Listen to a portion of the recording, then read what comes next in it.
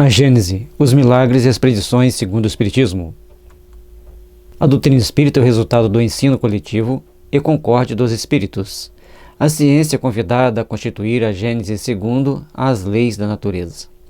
Deus prova a sua grandeza e poder pela imutabilidade das suas leis, e não pela derrogação delas. Para Deus, o passado e o futuro são o presente. Então nós temos que procurar observar como nós temos agido, como nós temos interagido com as forças espirituais que estão em torno de nós.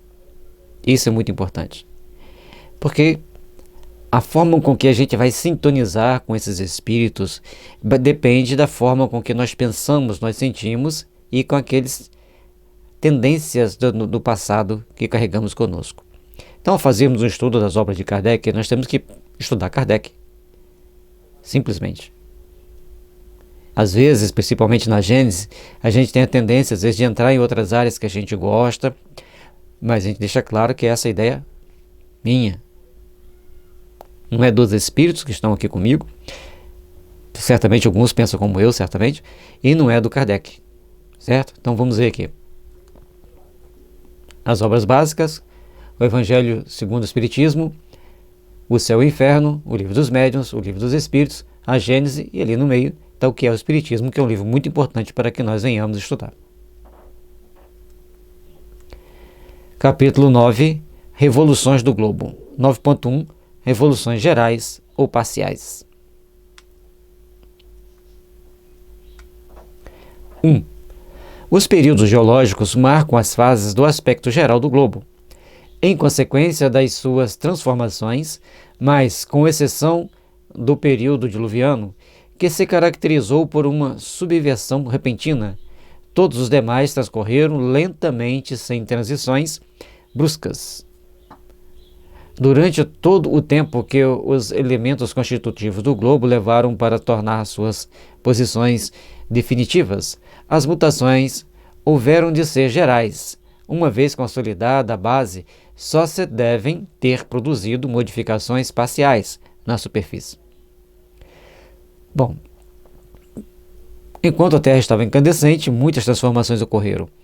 Dá uma resfriada, cria uma crosta granística, essa crosta vai rachando, vai criando fendas, vai criando, aí começa a criar montanhas, as fossas, né, que é onde estão os fundos do mar, vai criando todo um conjunto de transformações geológicas condizentes com cada época, com cada era, com cada período.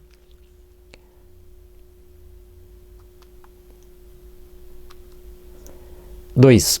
Além das revoluções gerais, a Terra experimentou grande número de perturbações locais, que mudaram o aspecto de certas regiões. Como no tocante, as outras duas causas contribuíram para essas perturbações, o fogo e a água. Bom, tiveram as transformações que ocorreram em grande monta em toda a Terra e teve aquelas que foram ocorrendo localmente, em determinadas regiões, pelo fogo e pela água, conforme veremos. O fogo atuou produzindo ou erupções vulcânicas que sepultaram sob espessas camadas de cinzas e lavas os terrenos circunjacentes, fazendo desaparecer cidades com seus habitantes. Então, em qualquer época da Terra, teve os vulcões provocando soterramento com as suas lavas. Ou terremotos.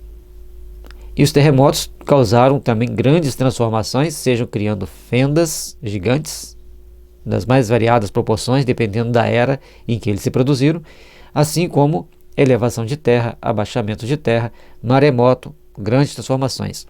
O levantamento da costa sólida, que impeliam as águas para as regiões mais baixas.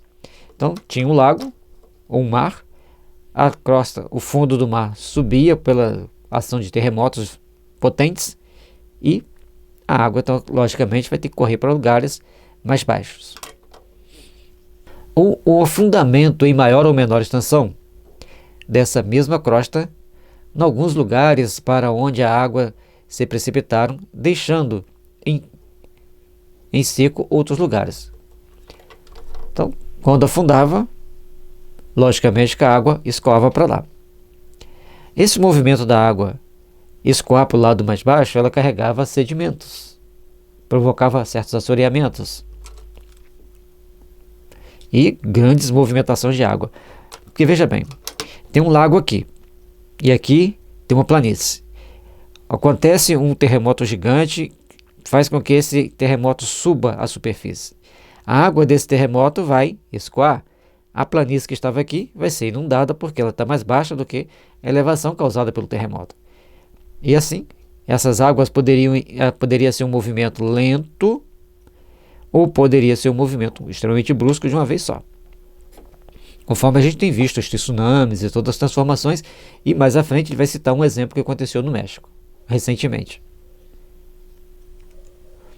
Foi assim que surgiram ilhas no meio do oceano, enquanto outras desapareceram, que porções de continentes se separaram e formaram ilhas, que braços de mar secados ligaram ilhas a continentes. Então tem um grupo de transformações, um conjunto de situações que vão se modificando, que vão passando por transformações. Quanto à água, essa atuou produzindo ou a erupção ou a retirada do mar em algumas costas. Então, em algum momento, ela se afastou, em outro momento, ela inundou.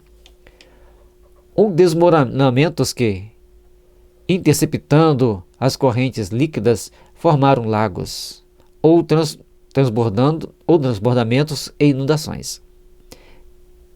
Conforme já explicou antes, ou formava um lago quando a terra baixava, ou uma inundação quando a terra subia.